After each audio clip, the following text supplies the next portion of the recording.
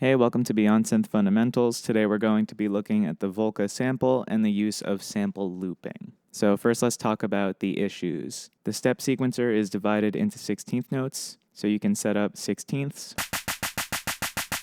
but then you have no way to do triplets. You could set it up so you have 12 steps in a pattern, and then subdivide into threes, but then you have no access to 16ths. These are the two main sequencer limitations, and then we have timbral limitations. So we can do motion sequencing, but we have no way to change the actual sample. So everything will sound pretty much like this sample with changes in pitch or start point. There's also no capability for synthesis. So let's say we're using this sample and we want to make a melody. We can set up motion sequencing, and then we have a melody. But since we're using a sample and there's no time stretching, we essentially end up with higher notes that are shorter than lower notes. We end up with these odd moving spectral envelopes, which we can kind of affect with our high cut just to make it a little more stable, but it doesn't fully get rid of that unnaturalness that we'll hear. But luckily there's one very easy trick that we can use to fix all of these issues, and that's sample looping. So let's start with the sequencer limitations. Let's start by making a trap style beat. So let's try to add a triplet on the second beat. The way we'll accomplish this is by adding loop samples. So now we have a low decay as our default, and then we'll lengthen the decay where we want the triplets. It's not perfect. Here the sample is a little too short to get full triplets. If we raise our tempo, we can probably get it a little closer.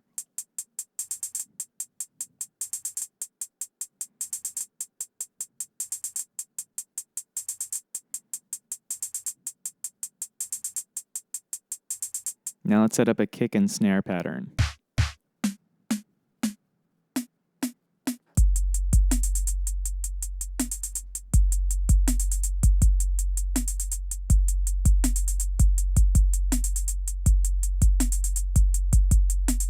And now let's find a longer sample, and let's set that to loop. So now we need to set the length so it doesn't divide evenly into one measure. So let's try to get it to this length.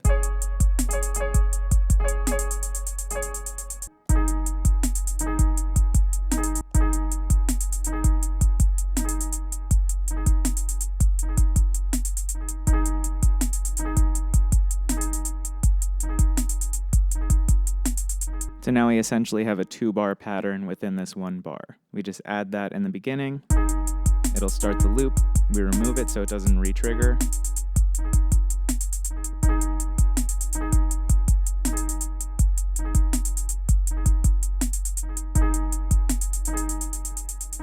So now let's talk about the timbral limitations. This is really where the Volca kind of takes on a new life. So let's start with our kick. Let's pick a tom sound.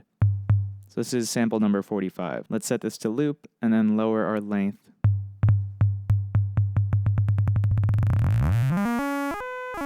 So now by adjusting the length, we can choose our pitch. So now we're using 13. With the attack and decay, we can choose the articulation of our note. And then with the start point, we can choose the timbre.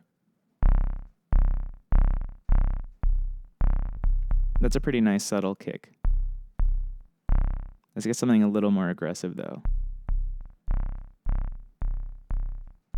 Okay, so now to create a kick, we just take the pitch envelope, raise it up, 0 attack, quick decay. And now by motion sequencing, we can actually change the pitch. There's no way to know exactly which pitch you wound up with without actually checking with a tuner. Because this is based on like mathematical divisions of your sample length, you can end up with microtonal things. You can end up with stuff that's in between pitches pretty easily. That's why when I do this, I tend to use the same sample and same sample length for all melodic parts. That way it keeps the tuning consistent, even if it's not necessarily tuned perfectly to A440. Okay, so now I have 4 parts all tuned to the same thing. And whatever key we wound up in, we'll use the minor key of that. So you can create all sorts of things like that.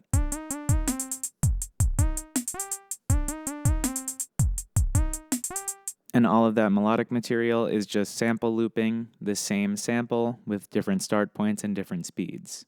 One trick that's very key with this is that if you hold the function while adjusting speed, the speed moves in semitones. This allows you to create melodic material in sort of like a post-tonal way where you're seeing it as numbers. So like 0 is your tonic, and then if you're doing like a minor key, it's 0, 2, 3, 5, 7, 8, 10, 12, I think. Yeah. But you can essentially convert your scales into numbers. So while we're talking about the Volca, I'll throw in one other trick that's kind of useful. You can fake a tempo synced delay using either the loop or by motion sequencing the level. So let's say we want a dotted eighth delay, and we're going to have 2 notes. So here are our 2 notes. So we can set up a few iterations of those notes and motion sequence it so the pitch is consistent, and then set up the levels so each iteration is quieter.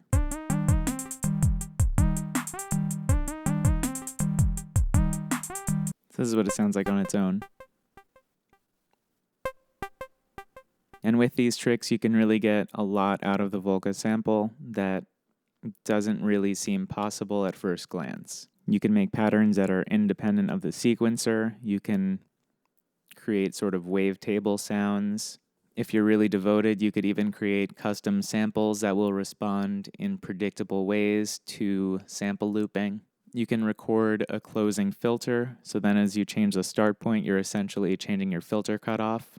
You can take a very specific slice of a vibrato signal so that when looped, you have a consistent vibrato tone. You can load in longer samples with set tempos, so then you can have those loop around another pattern. There really is a lot that can be done with this. This has been Beyond Synth Fundamentals. Thanks for watching.